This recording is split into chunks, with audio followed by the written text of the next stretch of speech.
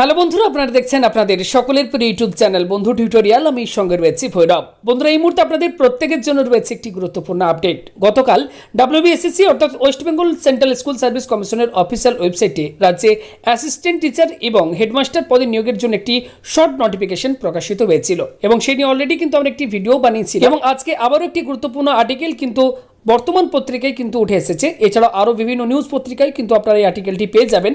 তো সেখানে কিন্তু শূন্যপদ কত হতে পারে তো সেই নিয়ে কিন্তু একটি ধারণা দেওয়া হয়েছে।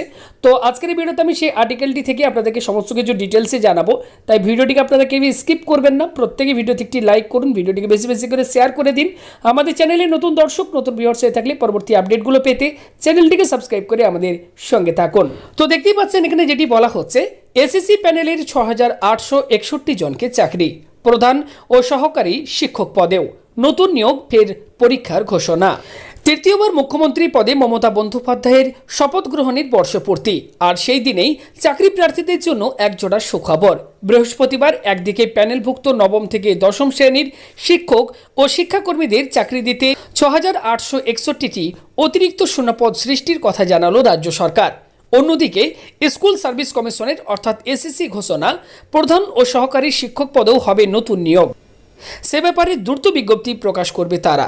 অর্থাৎ ৬ বছর পর এসএসসিতে নিয়োগের দরজা ফের খুলতে চলেছে। এদিন ছিল রাজ্য মন্ত্রিসভার বৈঠক।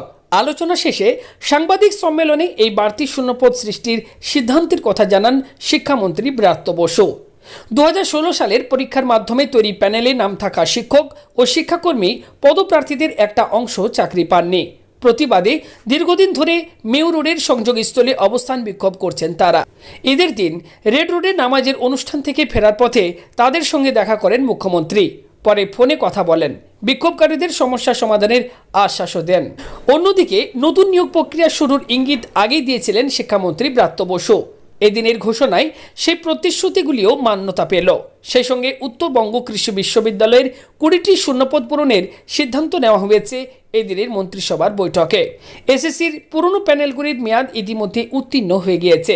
শূন্যপদ বাড়ানোর পাশাপাশি সেগুলির বৈধতাও চলতি বছরের ৩১শে ডিসেম্বর পর্যন্ত বৃদ্ধি করেছে রাজ্য। অর্থাৎ এবছরের মধ্যেই প্যানেলভুক্তদের নিয়োগ প্রক্রিয়া শেষ করতে হবে। শিক্ষামন্ত্রীকে প্রশ্ন করা হয়েছিল, এর ফলে কি প্যানেলে থাকা সকলেই চাকরি পেয়ে যাবেন? এর উত্তর অবশ্য এড়িয়ে যান ব্রাত্যবাবু। ওয়াকিবহল মহলের অবশ্য ধারণা, শূন্যপদের হিসেব অনুযায়ী আন্দোলনরত সহ প্যানেলের প্রায় প্রত্যেকেরই চাকরি পেয়ে যাবার কথা। কিভাবে এই সমস্যার সমাধান করা যায় তা নিয়ে দীর্ঘ ৬ মাস দপ্তরে আলোচনা চলেছে বলে দাবি মন্ত্রীর। তারপরেই বাস্তবসম্মত সমাধান হিসেবে শূন্যপদ বাড়ানোর প্রস্তাব ক্যাবিনেটে রাখা হয়। প্রসঙ্গত, এর আগে মুখ্যমন্ত্রীর নির্দেশে প্যানেলভুক্তদের মধ্যে অতিরিক্ত প্রায় ১৫০০ জনকে চাকরি দেওয়া হয়েছিল। তবে সেই নিয়োগ নিয়ে মধ্যশিক্ষা পর্ষদ ও এসএসসির বিরুদ্ধে অনিয়মের অভিযোগ তুলেছে চাকরি প্রার্থীদের একাংশ। অন্যদিকে এসএসসি সূত্রে খবর, ইতিমধ্যেই প্রধান শিক্ষক নিয়োগের বিধি তৈরি করে শিক্ষা দপ্তরে জমা দেওয়া হয়েছে। সহকারী শিক্ষক নিয়োগের পদ্ধতিগত বিষয়টিতে এবার হাত দেবে তারা। তবে শূন্যপদ নিয়ে এদিন পর্যন্ত কোনো তথ্য এসএসসির হাতে আসেনি বলেই জানা গিয়েছে। ওয়াকিবহল মহলের মতে প্রাথমিকভাবে প্রধান শিক্ষকের শূন্যপদের সংখ্যা হতে পারে প্রায় ২,২০০, পরে তা দ্বিগুণ হওয়াও অসম্ভব নয়। আর সহকারী শিক্ষকের শূন্যপদ গিয়ে দাঁড়াতে পারে ৩৫,০০০-এর আশেপাশে।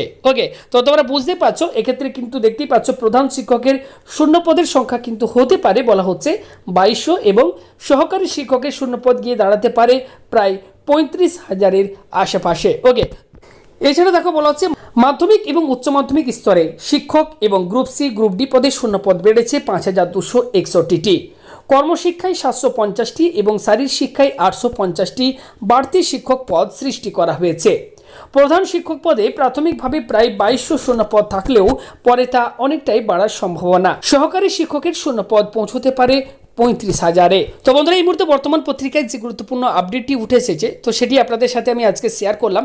তবে অবশ্যই আমাদের প্রত্যেকেরই কিন্তু নজর থাকবে অফিসিয়াল ওয়েবসাইটের দিকে, কবে ফুল অফিসিয়াল নোটিফিকেশনটি প্রকাশিত হচ্ছে, মোট শূন্যপদ কত রয়েছে, আবেদন আপনারা কিভাবে করবেন, আবেদন কবে থেকে শুরু হচ্ছে, সমস্ত কিছু আপনাদেরকে সেই অফিসিয়াল নোটিফিকেশনটি থেকেই আমি পরবর্তী সময় জানিয়ে দেবো।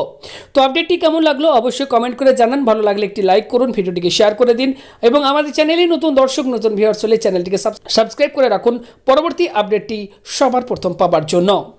ভিডিওটি সম্পূর্ণ দেখার জন্য আপনাদের প্রত্যেককে জানাই অসংখ্য ধন্যবাদ।